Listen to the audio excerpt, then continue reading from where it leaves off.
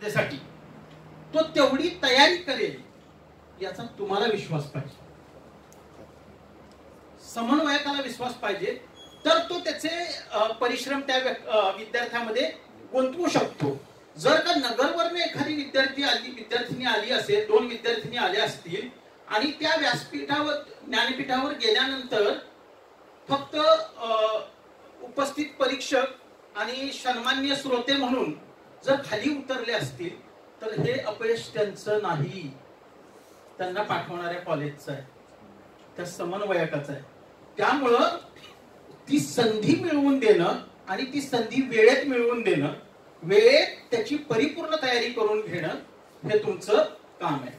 त्याच्यानंतर नेक्स्ट ते मी वर सांगितलं, स्पष्टता पाहिजे, म्हणजे उच्चारात स्पष्टता पाहिजे, शब्द फेकीमध्ये स्पष्टता पाहिजे, विचारात स्पष्टता पाहिजे, वाचनात स्पष्टता पाहिजे, उदाहरणात स्पष्टता पाहिजे, काव्यपंक्तींच्या मध्ये स्पष्टता पाहिजे, पल्लेदार वाक्यांच्या मध्ये स्पष्टता पाहिजे. शक्यतो पल्लेदार वाक्य वापरूच नयेत, पल्लेदार वाक्य वापरू नयेत, अर्थ हरवतात. ठीक आहे. कॉम्पिटन्सी पाहिजे, काही संकल्पना रिपीट होतील, कॉम्पिटन्सी पाहिजे म्हणजेच अभियोग्यता पाहिजे. आणि त्याच्यानंतर त्या वक्त्यामध्ये आत्मविश्वास असला पाहिजे, कॉन्फिडन्स असला पाहिजे. नेक्स्ट, विषयाचं जो विषय निवडलाय त्याचं अंडरस्टँडिंग असलं पाहिजे, तो विषय त्यानं समजून घेतला पाहिजे पूर्णतः. आणि वक्तृत्व स्पर्धेमध्ये सर ही मार्गदर्शकाची सुद्धा भूमिका असली पाहिजे, कारण मार्गदर्शक ज्या वाटेवर पांथस्थ तयार करतो ना त्या वाटेवरच वक्ता जातो. तर तसं न करता मला दुसरी एक गोष्ट इथं सांगायची आहे, वक्तृत्व स्पर्धेमध्ये जे स्पर्धक येतात ना त्यांनी परीक्षकांच्या ओळखी करून घ्याव्या, परीक्षकांच्या ओळखी करून घ्याव्या, म्हणजे नंबर मध्ये फेवर दाखवण्यासाठी नव्हे. पुढच्या स्पर्धेमध्ये ज्यावेळी ते परीक्षक नसतील तरी सुद्धा ते आपल्याला मार्गदर्शन करतील फोनवरून. हा सर विषय असा आहे, मला शैलेशचा फोन येतो, मला यश पाटीलचा फोन येतो, अश्विनीचा फोन येतो, सुजित काळंगे, आशुतोष निकम माझ्या घरी येऊन बसतात. सर हा विषय असा आहे, काय आशय असला पाहिजे, ह्याच्यासाठी काय पाहिजे तर तुम्ही त्या विषयाचं अंडरस्टँडिंग करून घेण्यासाठी तज्ञांचा सल्ला घेतला पाहिजे आणि स्वतःला अपग्रेड केलं पाहिजे. प्रत्येक स्पर्धेनंतर तुम्हाला माहिती आहे, मी समजा पहिली माझी वक्तृत्व स्पर्धा केली आणि पहिल्या वक्तृत्व स्पर्धेमध्ये मी 10 ते 15 भाषणं उच्च दर्जाची ऐकली ना तर स्पर्धेच्या हॉलमधून बाहेर पडताना माझ्या व्यक्तिमत्वात बदल झालेला असतो. आणि केवळ स्पर्धे जिंकण्यासाठी वक्तृत्व स्पर्धा विद्यार्थ्यांना करायचे ही संकल्पना मुळातच मला म्हणजे तितकीशी भावत नाही सर. म्हणजे जिंकू नये असं नाही, प्ले टू विन असलंच पाहिजे, जिंकण्याची वृत्ती विजिगुषी इच्छा असलीच पाहिजे, परंतु अनुभूती घेणं, अनुभव घेणं हे सुद्धा कमी नाही. आणि ती अनुभूती असते ना, ती स्पर्धेचा रिवॉर्ड जो असतो ना एका दिवसाचा असतो, पण त्या स्पर्धकाला जो विचारांचा अनुभव मिळतो ना तो कदाचित त्याच्या आयुष्याला कलाटणी देणारा सुद्धा ठरतो. कारण अनेक विषयांच्यावर स्पर्धांच्या मध्ये विचार मंथन होत असत, त्यामुळे ते विचार मंथन त्यांनी ऍक्सेप्ट केलं पाहिजे आणि ते घेऊन स्पर्धक केले पाहिजेत घरी. त्यामुळं प्रत्येक स्पर्धेगणिक त्या स्पर्धकाच्या व्यक्तिमत्वामध्ये, त्याच्या वक्तृत्वामध्ये फरक पडत जातो.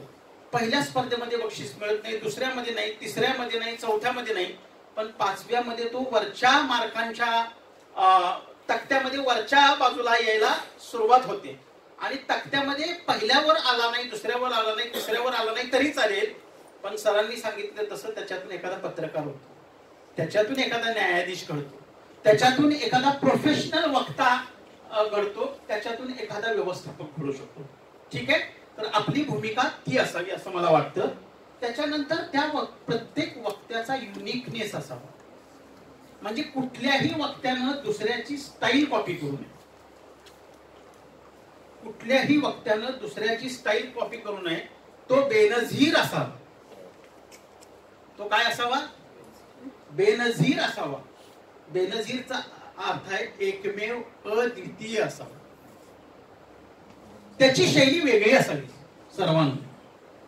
असं वाटलं नाही पाहिजे की आशुतोष निकम, मी नावं का घेतोय तर त्यांचं परीक्षण केलंय म्हणून.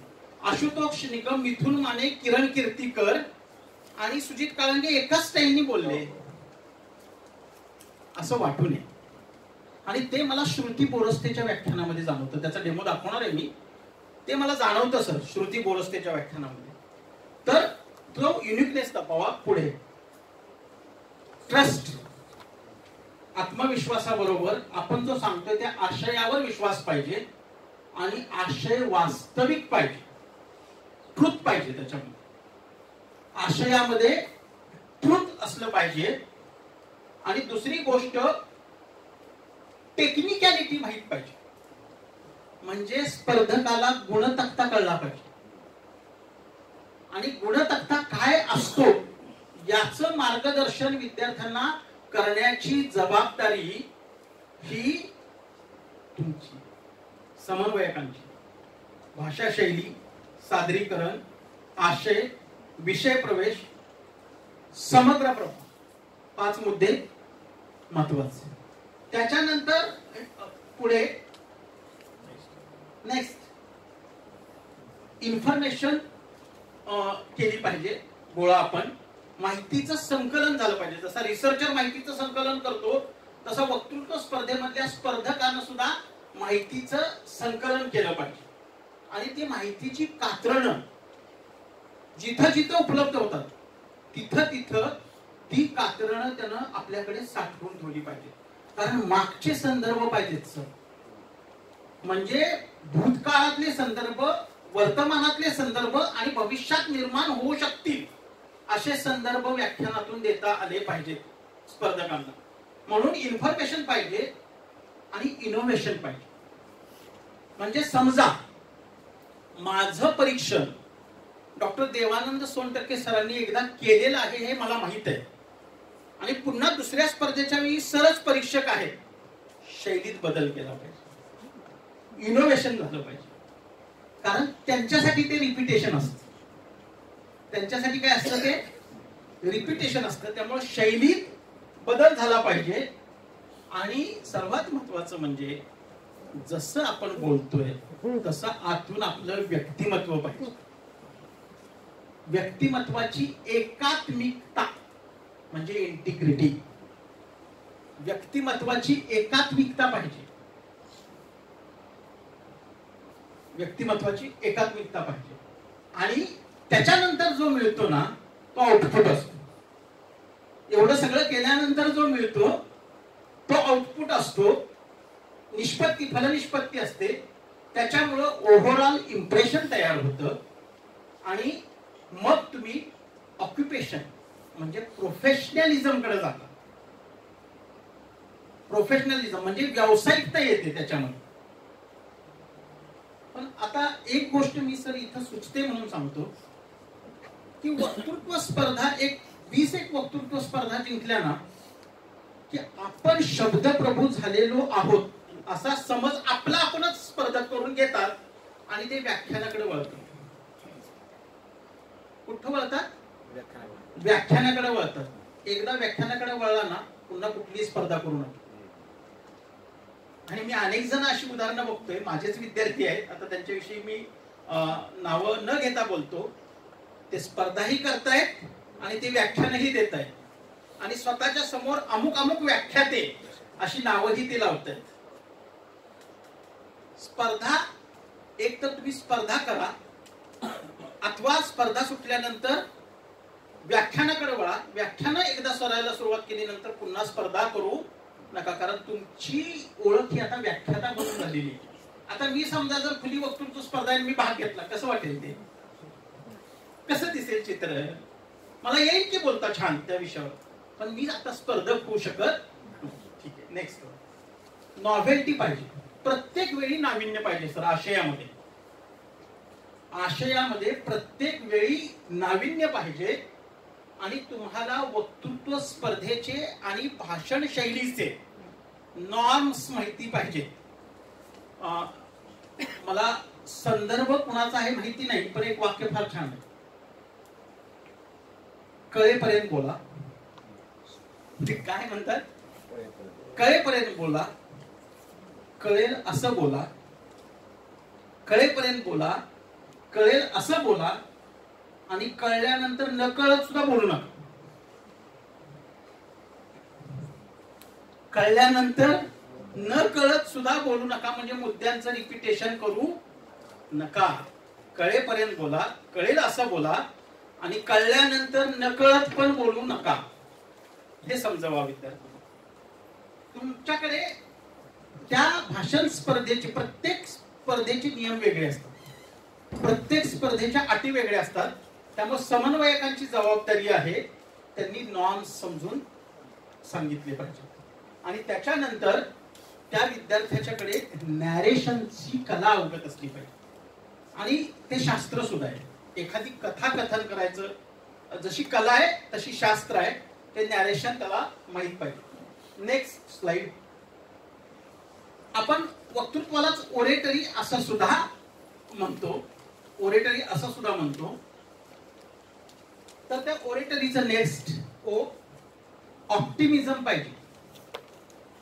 सकारात्मक विचारसरणीची पेरणी विद्यार्थ्याच्या व्यक्तिमत्वात केली गेली पाहिजे. म्हणजे ऍक्च्युली सर्वच विद्यार्थ्यांच्यात केली पाहिजे, पण विशेष करून वक्तृत्व स्पर्धांच्या मध्ये सहभागी होणाऱ्या विद्यार्थ्यांच्यासाठी सकारात्मक याची पेरणी केली पाहिजे. त्याच्यानंतर भाषणामध्ये, संपूर्ण भाषणामध्ये एक प्रकारची रचना असली पाहिजे सर. ऑर्डरलीनेस असला पाहिजे. एका विशिष्ट ऑर्डर मध्ये विषय प्रवेश झाला पाहिजे. त्याच्यानंतर हेतुकथन झालं पाहिजे. त्याच्यानंतर स्वतःच्या नावाचा उल्लेख झाला पाहिजे. त्याच्यानंतर मुख्य आशयाकडे आलं पाहिजे आणि त्याच्यानंतर निष्कर्षाकडे आलं पाहिजे. हा ऑर्डरलीनेस वक्तृत्व स्पर्धांच्या मध्ये त्या वक्त्यानं पाळला पाहिजे. त्याच्यानंतर ओरिजिनॅलिटी पाहिजे तुमची. मी आज जे काही चिंतन माझं मांडलं त्याच्यासाठी मी अनेक संदर्भ घेतले सर. मी सांगितलं तुम्हाला गाडीमध्ये येताना सुद्धा पुस्तक उघडून बसलो होतो. गाडीमध्ये येताना सुद्धा 1:30 वाजता माझं संपेल सर. गाडीमध्ये येताना सुद्धा मी डॉक्टर देवानंद सोनटक्के सरांना सांगितलं. मागे साळुंखे सर बसले होते गाडीमध्ये, त्यांच्याकडून बॅग मागितली. मला एक संदर्भ तुम्हाला द्यायचा होता, तो आठवत नव्हता मला, तुम्हाला आठवत नव्हता म्हणून बॅग मागितली. पुस्तक काढलं त्याच्यात, अजून पण पुस्तक आहेत त्याच्यात. पुस्तक काढलं, तो संदर्भ बघितला आणि मग तो दिला. तो कोणाचा संदर्भ होता माहितीये? मी जो बोललो ना, आज वस्तुवादाचा महिमा वाढला आहे, यांत्रिक वाहनं डोंगर चढू लागले, न्यायमूर्ती चंद्रशेखर धर्माधिकारींचा संदर्भ. तो संदर्भ मला आठवत नव्हता म्हणून मी ते वाचलं सर गाडीमध्ये येताना. म्हणून ओरिजिनॅलिटी पाहिजे. म्हणजे मी जे आज बोलतोय ना त्याच्यामध्ये मी कुणाचीही कॉपी करत नाही, हे मी आत्मविश्वासाने सांगू शकतो. कारण ज्या दिवशी मला सोनटक्के सरांचा आणि फरांदे सरांचा फोन आला की सर या कार्यशाळेमध्ये तुम्हाला बोलायचंय, तिथपासून मी विद्यार्थ्याच्या भूमिकेत गेलो. युट्यूब वरची अनेक भाषणं वक्तृत्व शैलीच्या बाबतीतली ऐकली. त्यातले सगळं मी इथं मांडणार नाही किंवा मांडलं पण नाही, पण गुणतक्ता कसा असतो ह्याच्यापासून मी परत अभ्यास केला आणि मग ओरिजिनॅलिटी येते. तुमच्या बोलण्यामध्ये ओरिजिनॅलिटी येते. आणि ही पॉवर पॉइंटची स्लाइड तुमच्या माहितीसाठी सांगतो, त्यातला एकही शब्द कोणाचा कॉपी केलेला नाही. मी, माझा 12वीत असणारा कॉमर्स शाखेचा मुलगा आणि माझी 9वीत असणारी मुलगी, या तिघांनी बसून ही स्लाइड तयार केली. त्याबद्दल अब्रार आणि अनिसाला मी धन्यवाद देतो. त्या दोघांनी मला डिक्शनरीतनं हुडकून दिले हे शब्द.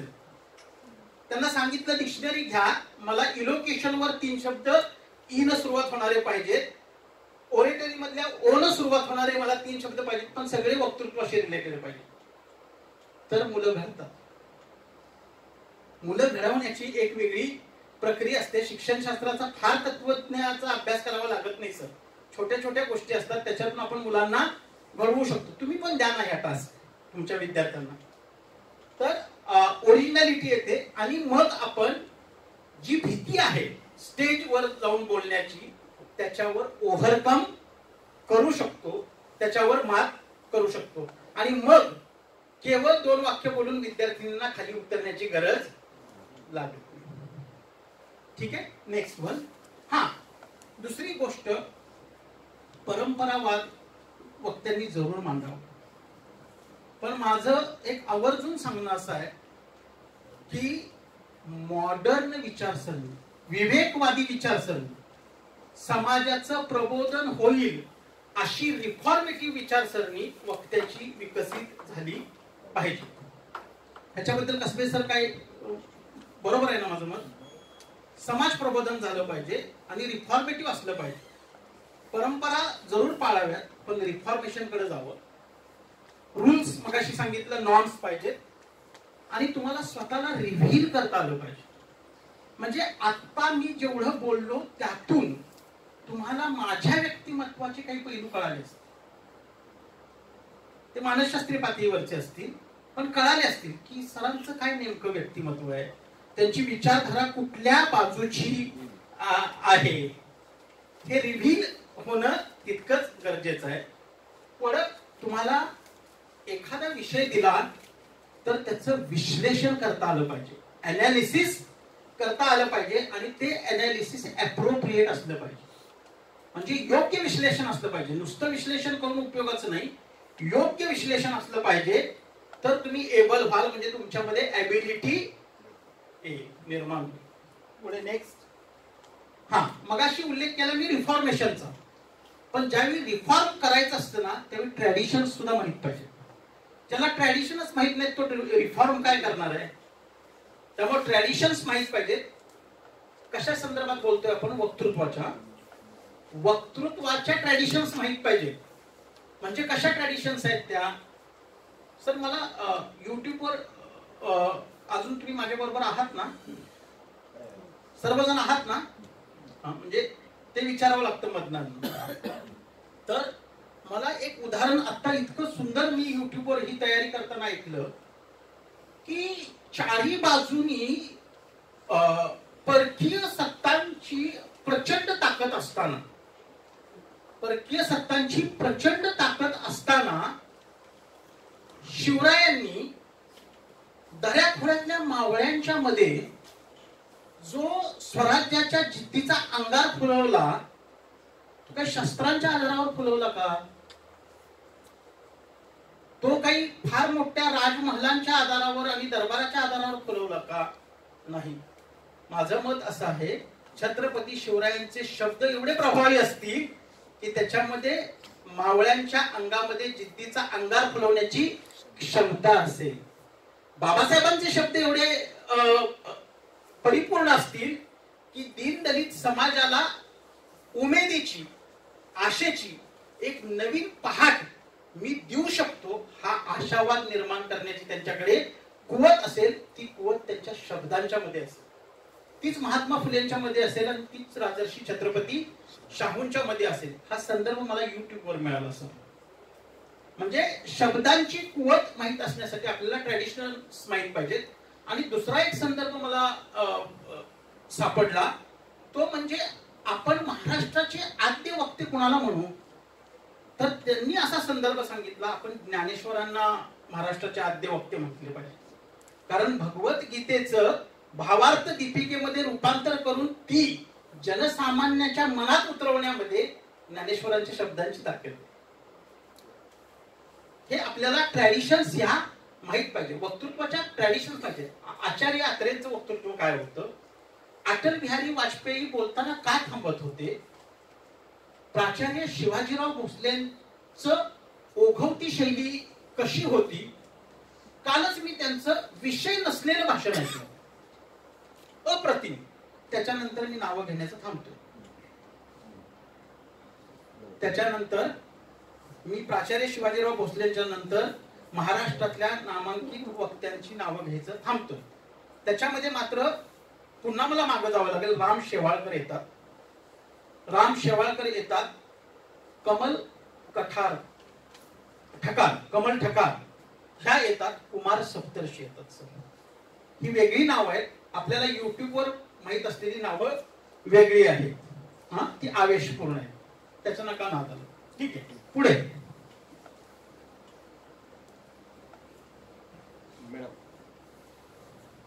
हा, आपला आउटलुक म्हणजे दृष्टिकोन तयार झाला पाहिजे. ओपननेस असला पाहिजे आपल्याकडे. ओपननेस म्हणजे काय? मी जे बोलतोय त्याच्यामध्ये पारदर्शकता असली पाहिजे.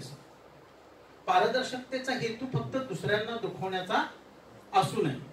मी मगाच्या पासून अनेक नावं युट्यूबवर जी फेमस आहेत ती घेण्याचं टाळतोय, कारण मला कुणाच्याही भावना दुखवायच्या नाहीत. मी इथं भावना दुखवायला आलेलो नाहीये. मी झुंजार कोंबडा व्हायला इथं आलेलो नाहीये. आणि मला कुणाला शब्द बंबाळी करायचं नाहीये. आता ही रुजवणूक असते. हा शब्द बंबाळ हा एक शब्द जरी तू इथून घेऊन बाहेर पडलास ना तरी मी इथं आल्याचं सार्थक झालं म्हणून समजा. ऑर्गनायझेशन पाहिजे. त्या भाषणामध्ये पूर्णपणे एक स्ट्रक्चर पाहिजे. म्हणजे आमच्या वनबट्टे सरांना माहित असेल, जेस्टाल्ट सायकोलॉजी नावाचा एक भाग आहे, मर्मदृष्टीमूलक अध्ययन. एक लक्षात घ्या, विषय कधीही तुकड्या तुकड्यात मांडता येत नाही. अनेक तुकडे जोडून सुद्धा विषय तयार होत नाही. विषयाची एक संपूर्ण गोलाकार समग्र रचना करता आली पाहिजे, की तुकड्यात विभागलेली असता कामा नाही. त्यालाच ऑर्गनायझेशन म्हणायचं. त्यालाच ऑर्गनायझेशन म्हणायचं. ते कोहलर नावाचा जो मर्मदृष्टीमूलक अध्ययनाचा मानसशास्त्रज्ञ आहे, त्यानं ती जेस्टाल्ट सायकोलॉजी, कोहलर, कोफका, फ्रान्स कोफका ह्यांनी ती सांगितलेली आहे. हे वाचा बरं का सगळ्यांनी, आणि हे मुलांना सुद्धा वाचायला सांगा, कारण हे सगळं वक्तृत्वाशी रिलेटेड आहे. ऑर्गनायझेशन पाहिजे. ऑडियन्स बद्दल रिस्पेक्ट पाहिजे. तो रिस्पेक्ट कसा होतो माहिती का? जर का तो वक्ता स्टेजवर गेला आणि त्यानं आळ्याकडे बघून बोलायला सुरुवात केली, समोरच्या ऑडियन्सचा डिसरिस्पेक्ट होतो. आपल्या वाणीमध्ये, शब्दामध्ये, विचारामध्ये, आशयामध्ये एवढी ताकद पाहिजे. नजरेत नजर बोलून घालायला बोलून नजरेत नजर घालून बोलता आलं पाहिजे. आणि हे केवळ वक्तृत्वाशी निगडीत नाहीये, तर आपल्या जीवनामध्ये सुद्धा लक्षात ठेवा, समोरच्याच्या नजरेत नजर मिसळून जर तुम्ही बोलला तरच तुम्ही खरं बोलत असता. जो खोटं बोलत असतो ना, ज्याला वास्तविकतेचा आधार नसतो ना, तो नजर चोरतो, हे मानसशास्त्र सांगतो. नजर चोरली की ओळखायचं, हा भरकटलेल्या आशयाच्या अवस्थेत आहे आणि ह्याला वास्तवाचा आधार नाही. ठीक आहे. त्याच्यानंतर रियालिटी सांगितलंच मी. त्याच्यानंतर रेझोनन्स. रेझोनन्स म्हणजे लयबद्धता, क्रमबद्धता. आणि एक प्रकारचं तुम्ही बोलून झाल्यानंतर, म्हणजे मी सभागृहातून बाहेर पडल्यानंतर जेवताना माझा आवाज तुमच्या मेंदूमध्ये घुमला पाहिजे आणि तुमच्या मनपटलावर प्राध्यापक डॉक्टर जगीर मोमीन यांची प्रतिमा उमटली पाहिजे. हा रेझोनन्स तयार केला पाहिजे वक्त्यात. मी काय बोलतोय कळतं ना? म्हणजे ज्यावेळी एखादा प्राध्यापक वर्गामध्ये एखादा विशिष्ट विषय शिकवत असतो, ते शिकवल्यानंतर, प्रभावीपणे शिकवल्यानंतर, ज्यावेळी विद्यार्थी कॉलेज सोडून घरी जातो आणि जेवणाच्या ताटामध्ये भाकरी मेथीच्या भाजी बरोबर खात असताना प्राध्यापक डॉक्टर देवानंद सोनटक्केंचं एखादं वाक्य त्याला आठवायला लागतं ना, हा रेझोनन्स असतो. आणि असं होतं, अशा प्रतिमा उमटतात. मी माझ्या विद्यार्थी दशेत अनुभव घेतला त्या गोष्टींचा. अनेक प्राध्यापकांची, गुरुजनांची लेक्चर्स जेवणाच्या ताटावर आठवलीत आणि अनेक प्रकारच्या प्रश्नांची उत्तर मला जेवणाच्या ताटावर सापडली. तो रेझोनन्स तयार झाला पाहिजे. आणि आठवा, तुम्हाला आता दिसत असतील तुमचे शिक्षक, त्यांचा रेझोनन्स तयार झाला असेल प्रत्येकाच्या मनामध्ये, तुमच्या आवडत्या प्राध्यापकाचा. त्याला रेझोनन्स म्हणतात. आणि रेटॉरिक असलं पाहिजे. ठासून बोलता आलं पाहिजे. ठासून म्हणजे काय? आत्मविश्वासपूर्वक समग्रपणे आपल्या आशयावर आपला विश्वास पाहिजे आणि तो समोरच्याच्या गळी मला उतरवायचाच आहे. भले तुम्हाला प्रचारक म्हणून दे, तरी सुद्धा मला तो समोरच्याच्या गळी उतरवायचा आहे, एवढा तुमचा आशय ठासून तुम्ही मांडला पाहिजे. ठीक आहे, पुढे.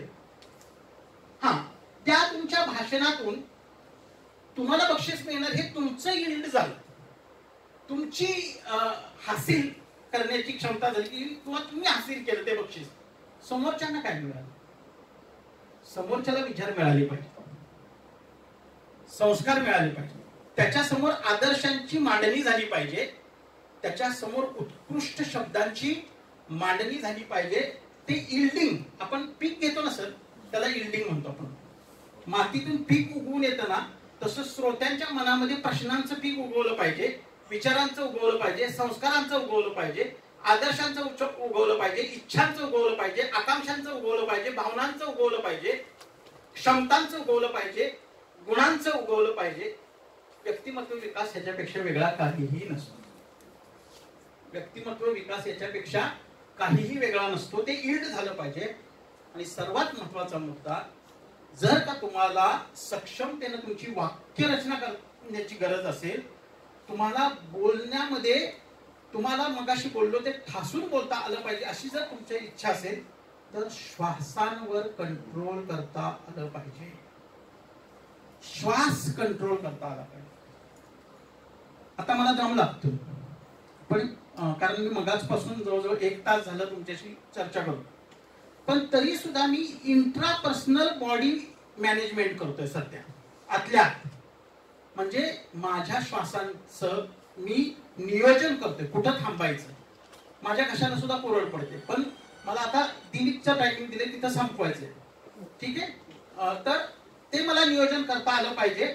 म्हणून योग साधना ही अत्यंत महत्वाची.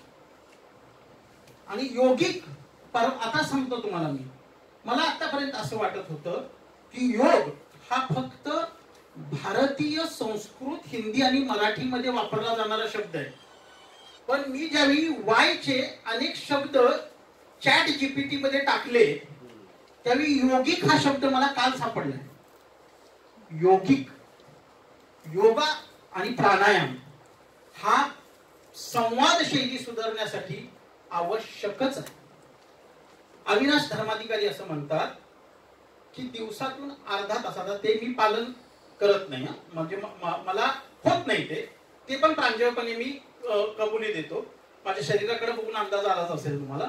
पण वक्ता जो असतो ना, त्याचा योगाचं त्यानं योगा केला पाहिजे आणि प्राणायाम पण केला पाहिजे. श्वासांची लय तयार होते आणि त्या लयीवर शब्द बाहेर पडतात. त्यामुळे आणि प्राचार्य शिवाजीराव भोसले याचं तंतोतंत पालन करायचे. त्यांनी सांगितले एका भाषणामध्ये की ते योगाला किती महत्व देत होते. योगिक असलं पाहिजे आणि तुम्ही यर्न झालं पाहिजे. यर्न म्हणजे काय माहितीये का, तुम्हाला तळमळ असली पाहिजे. मुळात आता मी जे बोलतोय ना, ते मला इथं वक्ता म्हणून, मार्गदर्शक म्हणून बोलवलं याच्यासाठी नाही.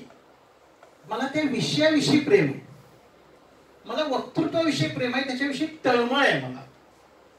त्याच्यासाठी मी अभ्यास करतोय आणि त्याच्यासाठी मी इन्फोसिस मध्ये असेल, अलीगड मध्ये असेल किंवा बेंगलोर युनिव्हर्सिटी मध्ये असेल, हे जे ट्रेनिंग कोर्सेस घ्यायला जातो ना, त्याचं कारण असं आहे, तिथे किती उत्पन्न मला मिळतं किंवा पैसे मिळतात हे गौण आहे. त्याच्यातून मला जे समाधान मिळतं त्याचं कारण आहे तळमळ आहे. आणि ती तळमळ कशाची आहे तर विद्यार्थी विकसित करण्याची आहे. बाबा आमटेंचं फार एक सुंदर वाक्य आहे, शृंखला पायी असू दे मी गतीचे गीत गाई, दुःख उधळायासा आता आसवांना वेळ नाही. आंधळ्यांच्या सोबतीला येऊ दे बलदंड बाहू, निर्मितीची मुक्त गंगा द्या इथे मातीत वाहू. त्याचसाठी वाहिली मी सर्द निधळाची कमाई, दुःख उधळायासा आता आसवांना वेळ नाही. हे म्हणजे ती तळमळ असली पाहिजे तर पिढ्या घडतात. सुरेश भट एका ठिकाणी असं म्हणतात, जगाची झोकुनी दुःखे सुखाशी भांडतो आम्ही. शिक्षकाला मी लागू करतो ती. जगाची झोकुनी दुःखे सुखाशी भांडतो आम्ही, स्वतःच्या झाकून भेगा मनुष्य सांगतो आम्ही. कुण्याही चंद्रभागेचा किनारा प्यारा आम्हाला, तिथे नाचतो विठू जिथे झेंडा रोवतो. दिले प्रत्येक वस्तीला आम्ही आकाश सोनेरी, दिले प्रत्येक वस्तीला आम्ही आकाश सोनेरी, जिथे जातो तेथे हाका उशेच्या वाटतो आम्ही. जरी कळेना आज या वर्तमानाला आमची भाषा, विजा घेऊन येणाऱ्या पिढ्यांशी बोलतो. माहित पाहिजे. वाचा. ते वाक्य फार गुळगुळीत झाले, ते बोलणार नाही पण बोलतो. वाचाल तर वाचाल, वाचा, फक्त वाचा, ग्रहण करा. अनेक सुंदर गोष्टी जगात आहेत. हे जग सुंदर, त्याहून सुंदर आपण. हे जग सुंदर, त्याहून सुंदर आपण. आपल्यातल्या सुंदरतेचं करीत जावं शिंपण. सुंदरतेचं शिंपण झालं पाहिजे सर. सौंदर्य आस्वाद घेणारं रसिक मन तयार झालं पाहिजे. रसिक मन तयार झालं पाहिजे आणि त्याच्यासाठी तळमळ पाहिजे, याद पाहिजे. ठीक आहे, पुढे. आता ह्यातले फक्त काही निवडक शब्द मी घेतो. पब्लिक स्पीकिंग मधला पी, पोटेन्शियल पाहिजे. आता तुम्हाला ट्रान्सलेट करत नाही मी. पोटेन्शियल म्हणजे कळतंय सगळ्यांना. पोटेन्शियल पाहिजे, पेशन्स पाहिजे, संयम पाहिजे. एक स्पर्धा नाही, दुसरी नाही, तिसरी नाही, पण चौथ्या वेळी मी विजेता होईल हा आशावाद असला पाहिजे. पेशन्स पाहिजे. पेशन्स असेल आणि पोटेन्शियल असेल तर माणूस परफेक्शन कडे जातो. आणि स्वामी विवेकानंद असं म्हणतात, education is a manifestation of perfection already existed in human being. शिक्षण काय आहे तर माणसाच्या अंगी जन्मजात असलेल्या दैवी गुणांचा, सुप्त गुणांचा बाह्य आविष्कार आहे. आणि तो आविष्कार करण्याची क्षमता विद्यार्थ्यांच्यात आहे हे त्यांना सांगा, म्हणजे ते परफेक्शन कडे जातील. पुढे. अनबायस्ड असलं पाहिजे तुम्ही. एका विशिष्ट विचारसरणीचे प्रचारक असता कामा नये. अनबायस्ड पाहिजे. तो शब्द युनिव्हर्सल टाळतोय मी. आणि मगाशी सांगितलं अप टू डेट पाहिजे. करंट नॉलेज, करंट अफेअर्स जसं स्पर्धा परीक्षेच्या विद्यार्थ्यांना माहित पाहिजे तसंच वक्तृत्व स्पर्धेच्या विद्यार्थ्यांना सुद्धा माहित पाहिजे. Next one. हा, ब्रेन स्टॉर्मिंग झालं पाहिजे. मला वाटतंय आत्ताच्या संपूर्ण सेशन मध्ये मी 5% तरी तुमचं ब्रेन स्टॉर्मिंग करण्यामध्ये यशस्वी झालो असेल असं वाटतंय मला. ठीक आहे. ब्रिलियन्स पाहिजे, ब्रिलियन्स पाहिजे. आणि नसेल तर तुम्ही तयार करा, विद्यार्थ्यांच्या अंगी तयार करा. आणि बुकिश असलाच पाहिजे तो. आपल्याकडे म्हणतात कशाला पुस्तकी किडा नको आहे, तो पुस्तकी किडा पाहिजे. फक्त पुस्तकाची आता डेफिनेशन बदलली आहे, हेही लक्षात ठेवा. पुस्तकाची डेफिनेशन बदलली आहे. छापलेलंच प्रत्येक पान आणि त्याचा संग्रह म्हणजे पुस्तक नव्हे, ते तर आहेच. पण सोशल मीडियावरची ऑथेंटिसिटी तपासून जे वाचलेलं आहे, ऑथेंटिसिटी हा शब्द मी मुद्दाम वापरतोय. म्हणजे व्हॉट्सअप विद्यापीठावरचं सर्वच ऑथेंटिक असतं असं नाही, आणि युट्यूब वरचं सगळंच ऑथेंटिक असतं असंही नाही. त्याची ऑथेंटिसिटी तपासून तुम्ही जे ऐकता ते सुद्धा तुमचं वाचनच आहे. बुकिश माणसानं असलं पाहिजे. तर काव्य पंक्ती असतील, कादंबऱ्यांच्या पंक्ती असतील, अशा भर भर झर झर झर झर यायला सुरुवात होतात. त्याच्यानंतर तुमचं लिटरेचरचा अभ्यास पाहिजे, साहित्याचा अभ्यास पाहिजे. मराठी साहित्य, इंग्रजी साहित्य, उर्दू साहित्य, हिंदी साहित्य, मी फक्त आपल्या भाषांच्या पुरतं बोलतोय. त्या साहित्याचं जे आपल्याला उपलब्ध होऊ शकतं, उर्दू साहित्य उपलब्ध होऊ शकतं, हिंदी, मराठी, इंग्लिश, हे साहित्य वाचन पाहिजे आपल्याकडे. त्याच्यानंतर लिबरल थिंकिंग पाहिजे, उदारमतवादी विचार पाहिजे. आणि आपल्या बोलण्यामध्ये लेजिबिलिटी असली पाहिजे, म्हणजे समोरच्याचं आकलन झालं पाहिजे, लेजिबिलिटी. त्याच्यानंतर इन्फ्लुएन्स टाकला पाहिजे, प्रभाव टाकता आला पाहिजे. त्याच्यानंतर इंडिव्हिज्युअल आयडेंटिटी क्रिएट करता आली पाहिजे. समजा मी भाषणाला येण्यापूर्वी तुमच्या अनेकांना अपरिचित असेल, पण आता जाताना मी अपरिचित राहणार नाही याची खात्री आहे, कारण ती इंडिव्हिज्युअलिटी अभ्यासाच्या माध्यमातून क्रिएट केलेली आहे, ती करावी लागते, विशेषतः शिक्षकांनी. आणि तुम्हाला इग्नाइट करता आलं पाहिजे. हा इग्नाइट शब्द कुठं वाचलाय तुम्ही सांगू शकाल? तुमच्यापैकी कुणीही सांगावं. इग्नाइट हा शब्द तुमच्या वाचनात कुठे आलेला आहे?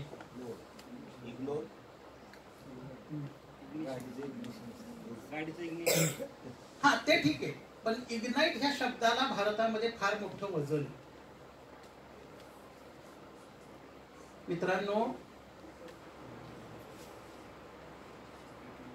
ठीक आहे, अब्दुल कलामांचा ग्रंथ आहे इग्नाइटेड माइंड्स, प्रज्वलित मने. ती चेतवलीत ना त्यांनी भारतातल्या युवकांची.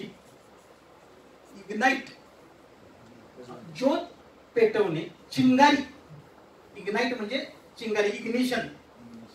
ते देता आलं पाहिजे वक्तृत्वाच्या माध्यमातून, जे आपल्याला कलामांनी संपूर्ण नागरिकांना दिलेलं आहे. त्याच्यानंतर क्रिटिकल असलं पाहिजे, आपण चिकित्सात्मक विचार करता आला पाहिजे.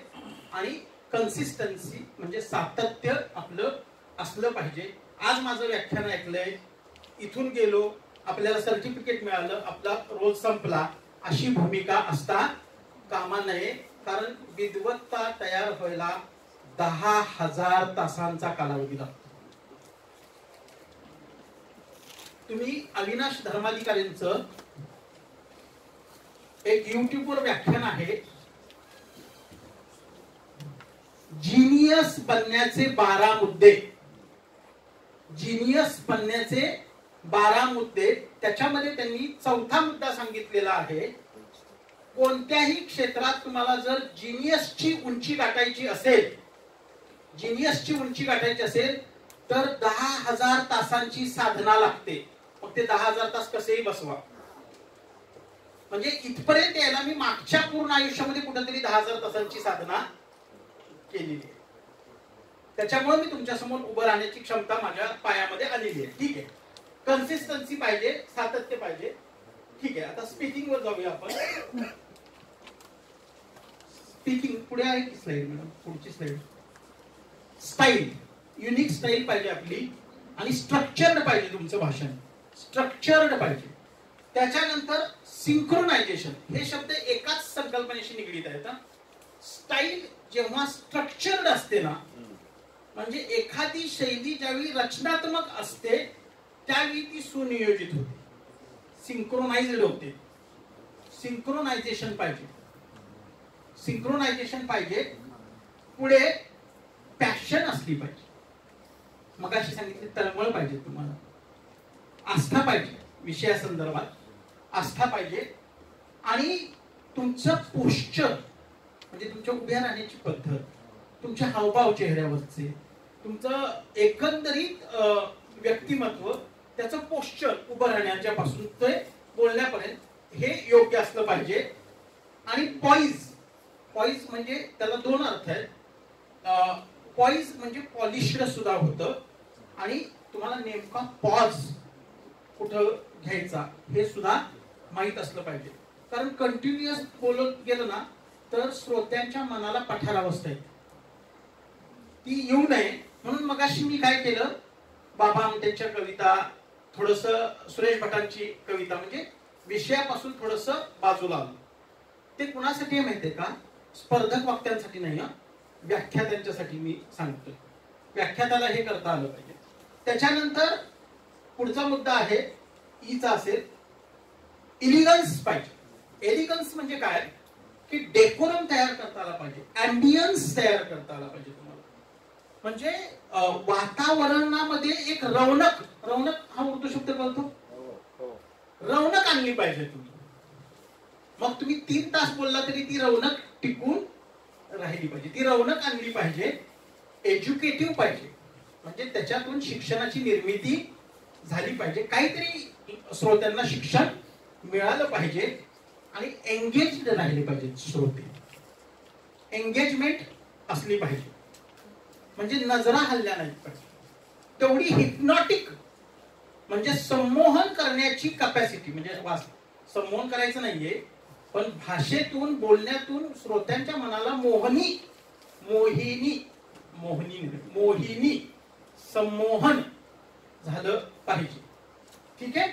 आणि त्याच्यानंतर ते कशावर होतं तर तो जो शब्द आहे ना आर्टिस्ट्री म्हणजे कलात्मकता तुम्ही अवगत केली पाहिजे तर तुम्ही संमोहन करू शकता. मोहिनी घालू शकता म्हणजे काय त्याची कला आहे ना. प्रत्येक प्रकारची मोहिनी वेगळी असते. त्याची एक कलात्मकता. हे कसं आहे माहितीये का आमच्यामध्ये एज्युकेशन मध्ये ना स्टिम्युलस व्हेरिएशन नावाचा एक कॉन्सेप्ट आहे. स्टिम्युलस व्हेरिएशन म्हणजे काय चेतक बदल. मी आता मुद्दाम तो जोक केला मोहिनीचा. प्रत्येकाची मोहिनी वेगळी असते. तो मुद्दाम केला कारण का तुम्ही हसलाच नव्हता ना मगापासून बरेच वेळ. ते करता आलं पाहिजे.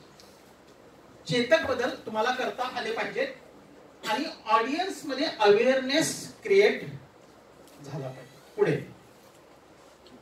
की पॉइंट्स. हा ते महत्वाचं सगळ्यात सांगायचं होतं. त्याच्यावर स्क्रिप्ट पाठ करायची नाही. पण स्क्रिप्ट मी माझं वाक्य परत ऐक ना. स्क्रिप्ट पाठ करायची नाही स्क्रिप्ट ज्ञात करायची असते. स्क्रिप्ट पाठ करायची नसते स्क्रिप्ट ज्ञात करायची असते आणि स्क्रिप्ट अवगत करायची असते. अवगत करायची असते. जे बोलायचंय ते आधी स्वतः अवगत करायचं आणि मग त्याचं प्रकटीकरण करायचं. सोनटक्के सर एक फार सुंदर वाक्य आहे. सगळ्यांनी काळजीपूर्वक ऐका. हे फार सुंदर आहे आणि ते आपल्या जीवनात पण पाळा. आपले शब्द आपल्या मौन राहण्यापेक्षा अधिक सुंदर असतील तरच उच्चार होतात. आपले शब्द आपल्या मौन राहण्यापेक्षा अधिक सुंदर असतील तरच उच्चारावेत आणि नेहमी नेहमी अभ्यासून प्रकटावे. अभ्यासून प्रकटावे. विना अभ्यास जाऊन मोघम वेळ मारून नेणे ही प्रक्रिया जीवनामध्ये कधीही करू नका. म्हणजे कार्यशाळा भरवतानाही नको आणि कार्यशाळेमध्ये बोलतानाही नको आणि सर्टिफिकेट घरी जाऊन घेतानाही नको. अनेक वेळा आपण रजिस्ट्रेशन करतो कोल्हापूर फिरून येतो रजिस्ट्रेशन केलेलं सर्टिफिकेट घेऊन घरी जातो आणि नाहीतर कोणाला आणायला सांगतो. हे आपले सगळं म्हणजे आपण भावकीतले आहोत. नाही भावकीतले आहोत ते शेअर करायला हरकत नाही. ठीक आहे. तुम्ही की पॉइंट्स लक्षात ठेवले पाहिजेत. नॉलेज असलं पाहिजे आणि दया नाही काइंडनेस प्रेमळपणा पाहिजे. आपल्याकडे प्रेमळपणा असला पाहिजे. माणसाने शेवटी काय करायचं सर आज मी आलो अनेकांच्या ओळखी झाल्या प्रेम दिलं प्रेम घेऊन घरी जाणार बाकी काही नाही. ठीक आहे. त्याच्यानंतर इन्साइट्स असल्या पाहिजेत. स्वतःचा दृष्टिकोन असला पाहिजे आणि तुमच्या भाषणामधून श्रोत्यांच्या मनामध्ये त्यांची दृष्टी तयार झाली पाहिजे. दृष्टिकोन तयार झाला पाहिजे. त्याला पर्स्पेक्टिव्ह असा सुद्धा शब्द आहे. त्याला पर्स्पेक्टिव्ह असा सुद्धा शब्द आहे. त्याच्यानंतर इंटरॅक्शन झाली पाहिजे. आता होत नाहीये ती. आता ती होत नाहीये. हा वन वे आहे. मी एकटाच बोलतोय. इंटरॅक्शन होत नाही. पुढच्या सेशन मध्ये फक्त 30 मिनिटं इंटरॅक्शन होणार आहे. ज्यावेळी मी डेमो दाखवेन ना त्यावेळी ती इंटरॅक्शन होणार आहे. ठीक आहे.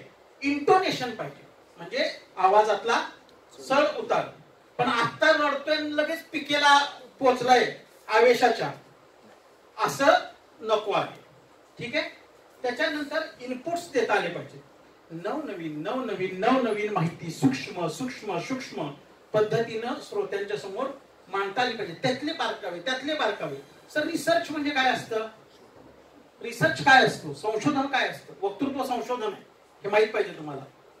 संशोधन काय असतं माहितीये का अधिक सूक्ष्म सूक्ष्म विषयावर अधिक व्यापक अभ्यास म्हणजे संशोधन. ते वक्त्याला करता आलं पाहिजे. त्याच्यानंतर तो नोटवरती असला पाहिजे. त्याची नॅरेटिव्ह स्किल्स चांगली पाहिजेत आणि सर्वात महत्वाचं म्हणजे नोबल असला पाहिजे. तो जाताना ना वक्ता बाहेर पडताना त्याचं का संपलं असं वाटलं पाहिजे. कधी एकदाच संपतंय असं वाटत.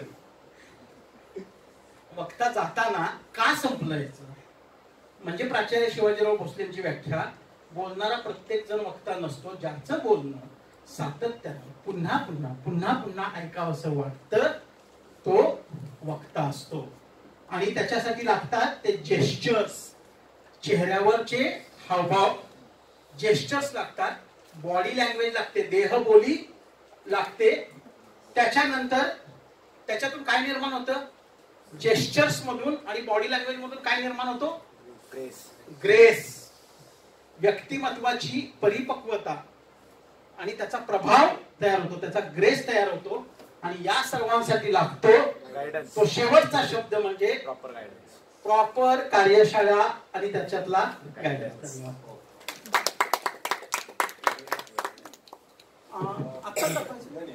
आपण म्हणजे तुमच्याच आता काय करूया, सरांच्या आत्ताच्या खूप चांगलं मार्गदर्शन सरांनी केलं. म्हणजे नुसतं वाक्य म्हणून नाही, ते तुमच्या लक्षातही आलं. आणि तुमचे खूप प्रश्न आहे मला माहित आहे. आम्ही याचं स्वरूप जे आहे ते नुसतं वन वे असं ठेवलं नाही, तर सरांच्या आत्ताच्या गायडन्सवरचे प्रश्न नाही. प्रश्नापेक्षा मी काय केलंय, 3-7 मिनिटाचे वक्त्यांचे, म्हणजे मी ज्यांना स्पर्धक म्हणून परीक्षण केले त्या वक्त्यांचे 3 व्हिडिओ आणले. ते व्हिडिओ तुम्हाला दाखवतो आणि आता मी जे बोललो त्याचं गुणात्मक अनालिसिस तुम्ही करायचं. पण ते आफ्टर द लंच ब्रेक, हा लंच ब्रेक नंतर करूयात ते, म्हणजे त्याला फ्रेश मूड मध्ये ब्रेक घेऊया. ऐकता येईल. ठीक आहे. धन्यवाद सर. यानंतर डॉक्टर वनबट्टे सर यांना विनंती करते की या सुंदर सत्राचे आभार त्यांनी मानावेत. सर इथं लाईट लागायची गरज नाही मॅडम, बरं का, हे शिक्षण शास्त्र आहे. मला अभिमान आहे की मी मुद्दामच जमीरचा परिचय करून द्यायचं टाळलं, कारण ते आमच्या बाबांना दिलं. म्हणजे शिक्षण शास्त्राच्या माणसाची ओळख त्यांनी एकाच वाक्यात सांगितली की त्यांच्या व्याख्यानामधून आपल्याला त्यांची खरी ओळख होणार आहे. आणि पुढचं मराठी चैत्य ती मुद्दाम शिक्षण शास्त्राकडे ठेवलेला आहे, त्यांचा परिचय मला जरा जुगलबंदी झालीच पाहिजे. त्याशिवाय नाद नाही करायचा, खरं नाही कळायचं. खरं मोहिनी प्रत्येकाची वेगवेगळी आहे. धन्यवाद सर. मला अभिमान आहे की सर शिक्षण शास्त्राचे आहेत, पण मला मध्ये सुरुवातीला शंका यायला लागली, यावेळी शिक्षण शास्त्राचं आहे का मराठीचं. कारण ते शब्द फेकायला लागले आणि मी मराठीच्या माणसांच्याकडे नजर फिरवायला लागले, कुठे जाऊन तटते, स्कॅनिंग करायला लागला मेंदू. त्याच्यामध्ये जमीर सरांचे शिक्षण शास्त्राचे असून सुद्धा माझा फार परिचय नव्हता, हे पहिल्यांदा मी सांग. मुळात अकॅडमिकच्या कुठल्या कॉलेजच्या प्राध्यापकांचा माझा जास्त परिचय नव्हता, ते अकॅडमिकला आहे. मी बीएड कडे होतो, परंतु त्यांच्या पीएचडीचं काम ज्यावेळी थांबायला लागलं त्यावेळी ते मला अभिमान आहे की ते मला गुरु मानतात. आणि मला अभिमान आहे की मला गुरु मानणारा एक विद्यार्थी शिक्षण शास्त्राचा आहे तो तुमच्या समोर आहे. हे एकमेकाला आम्ही कधीही वर्गात एकमेकासमोर नाही. आताच मी त्यांचं ऐकायला भाग्य, मला त्यांचा विद्यार्थी व्हायचं भाग्य लाभलं. हे पहिलं त्यातलं खूप छान. ज्यावेळी नावं समोर यायला लागले त्यावेळी देवानंद मला सांगितलं की जमीर मोमीन सर म्हणून एक प्राध्यापक आहेत आणि त्यांचं नाव मेनकुदेव सरांच्याकडनं समोर आलेलं आहे. म्हटलं कधी पण बोललो, फक्त बस ना मी काते SGM ला यायचं आहे म्हटलं की विषय संपला त्यांच्याकडे. कारण ते कायम उत्सुक असतात. त्यांचं पहिलं वाक्य होतं की मला तुम्हाला भेटायला मिळते. कारण सांगितलं की शिक्षण शास्त्राचे असे असते, सगळी खोळीमुळी या ह्याच्यातली खोदून काढणार ते जमीर सर आहे. त्यावेळी त्यांच्या गाईडला मी सांगितलं की अजिबात थांबवू नका, माणूस पुढे तुम्हालाच मार्गदर्शन करायला येईल, तो मलाच मार्गदर्शन करायला. खूप आनंद आहे. सरांचं मी आभार मानतो एवढ्याच शब्दामध्ये. बस समजणे वाले को इशारा काढते है. कारण माहित आहे की पोटात आता कावळे ओरडते. थँक्यू, धन्यवाद, सगळ्यांचे आभार. साधारणतः 2:20 पर्यंत आपण एक अर्ध्या तासाला आपण येऊ. सरांच्या राहिलेला पार्ट 2 आहे तो घेऊन लगेच पुढचे व्याख्यान घेऊन लवकर आपल्याला 30 मिनिटाचाच आहे, मोजूनच व्हिडिओ आणले ते. जेवणाचं माहित आहे आपल्याला, बॉईज हॉस्टेलच्या मेस मध्ये आपल्याला जायचं आहे. जे विद्यार्थी सहभागी आहे तुम्ही सुद्धा जेवायला घ्यायचं. Yes sir. मुलांनी यायचंच आहे.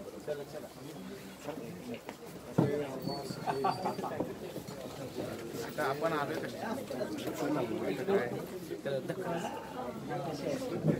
दप्तर तुम्ही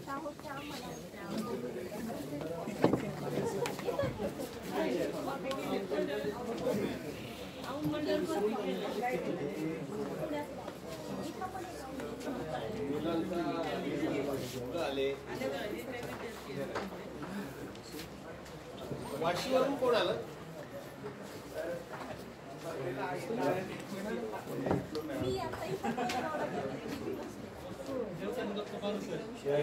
हो ना, अरे वा, तुम्ही हसल्यानंतर म्हटलं अरे पंपावर गुरु शिष्यांच्या इथं भेटी झाली. या सर, खूप चांगलं वाटलं. या. या सर.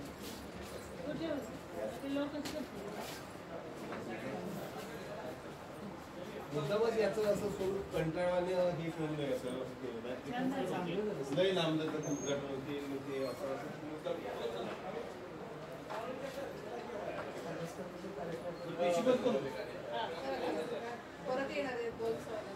हो की मग तेवढं आल्यावर चालू करायचं.